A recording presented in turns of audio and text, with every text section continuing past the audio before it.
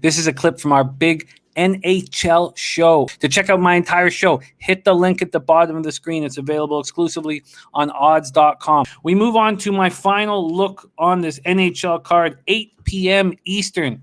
The Columbus Blue Jackets on the -1 line at +205. That is a +100 money line and a +310 puck line at the Nashville Predators. Bridgestone Arena, Nashville, Tennessee.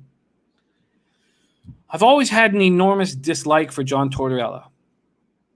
I despised how he coached the Vancouver Canucks, and I dislike him. But I have to begrudgingly applaud what he's done with this Columbus Blue Jackets squad.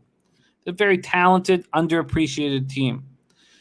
They already have size, and they desperately need scoring, so I don't hate the Josh Anderson trade for Max Domi. I love it for the Habs. And I get it.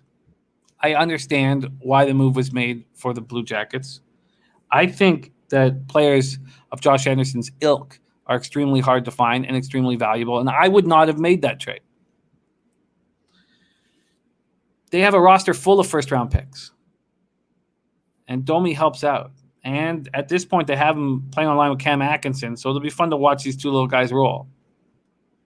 But it is their defensive pairing, Zach Werenski and Seth Jones, the number 1 rated defensive pairing in the NHL that sets this team apart, that makes this team special. You have this offensive magician in Werenski and the do-it-all, soon-to-be perennial Norris Trophy candidate Seth Jones.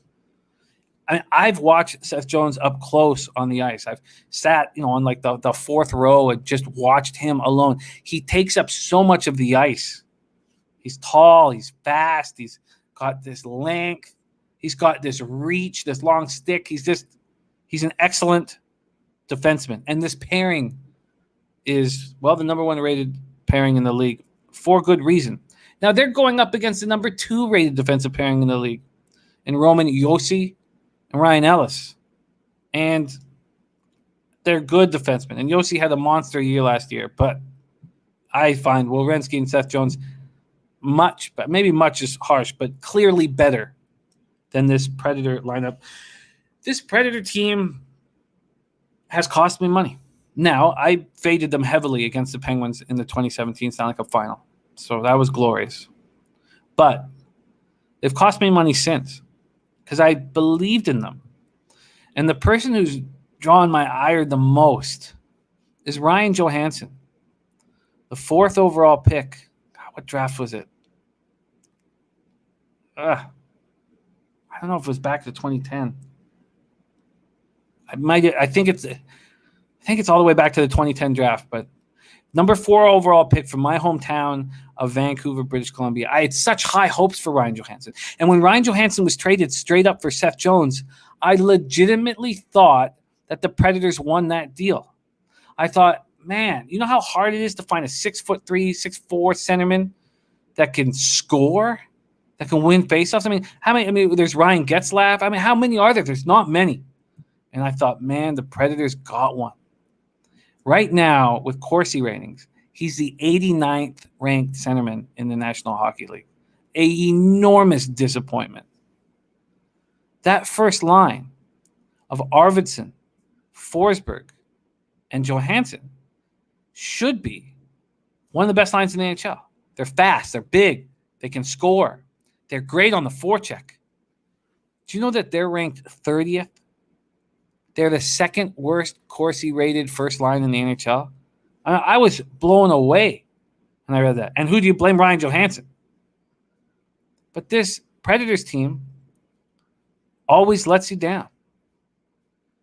And in the first game of the season, I expect Tortorella to have his Jackets primed and ready to go, because that's what that nut job does. He freaks out on these kids.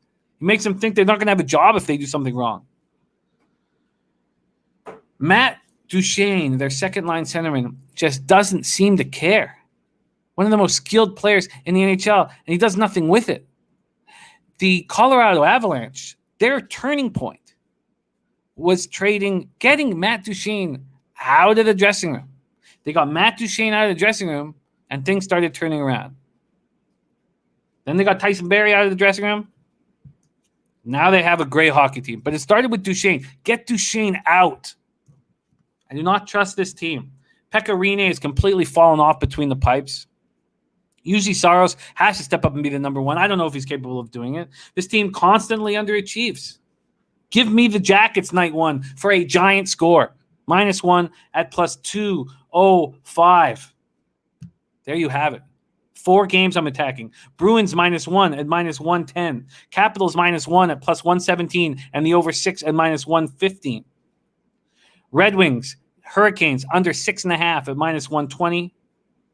Blue Jackets -1 at +205.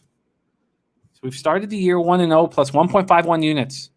Now let's get the Canadians to cash, and let's keep the cash coming.